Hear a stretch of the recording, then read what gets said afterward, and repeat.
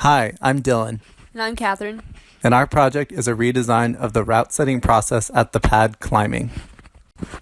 The Pad Climbing is a rock climbing gym and yoga studio in San Luis Obispo.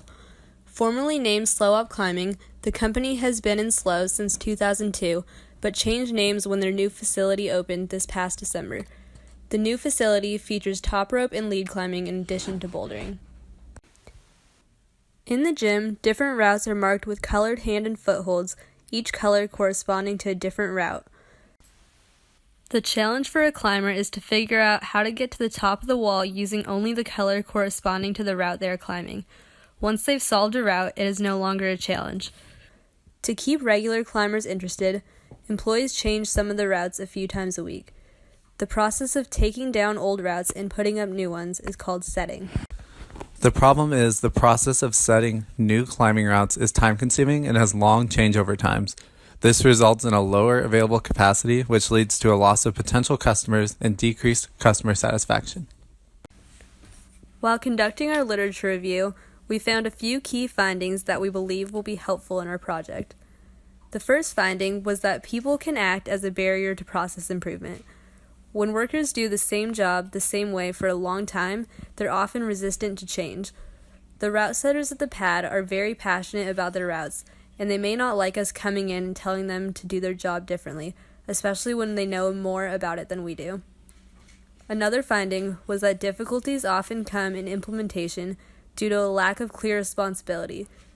If no one's given explicit responsibility to implement changes in their tasks, the changes won't occur. Lastly, we researched how many climbers can be on a given area of climbing wall at once so that we can determine capacity.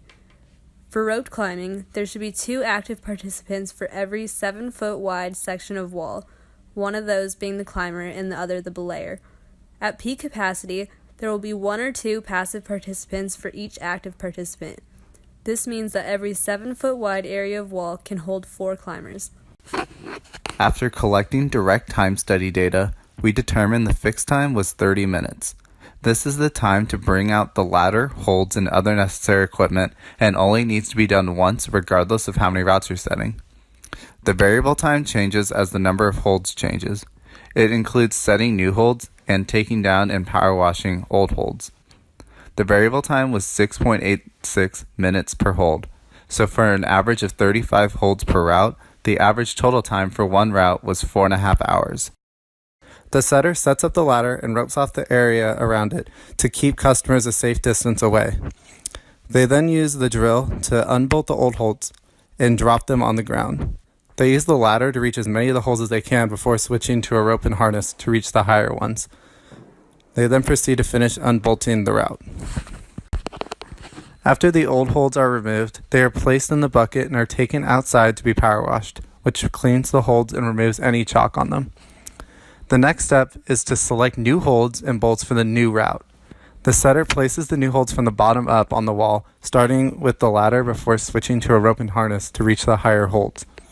Once the route is finished, the setter climbs the route and makes any necessary adjustments. After, another setter climbs the route and makes their recommendations for it. Once both setters agree, the equipment is put away and the process is complete. The design approach we used was DMAIC, or Define, Measure, Analyze, Improve, and Control. In the define stage, we determined our problem statement and set the scope for our project. We also created a schedule for when we would complete all the necessary tasks for our project. Then we did a Gemba walk, where we observed the process and the head route setter explained the steps to us.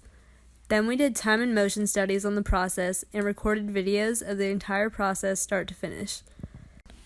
We will also conduct surveys to find out current customer satisfaction and determine how often they would like routes to be reset. To analyze this data, we created a process flow diagram to map out the process and identify waste. Then we created a Pareto chart to determine what areas of improvement to focus on. We also did a 5S study on the storage area and workspace. To improve the process, we will do a process redesign by applying lean principles and making it as efficient as possible, and will perform simulations to predict the effects of the changes we make. Lastly, we will implement our solution and measure the resulting time and cost savings. There are many benefits that will result from reducing the route setting lead time at the pad. One is it will allow the pad to reallocate their employees to different areas of need or reduce the number of employees needed. It will also increase available wall space capacity because more new routes can be added. This will increase customer satisfaction and keep members coming back and paying for memberships. All this helps make the pad more profitable.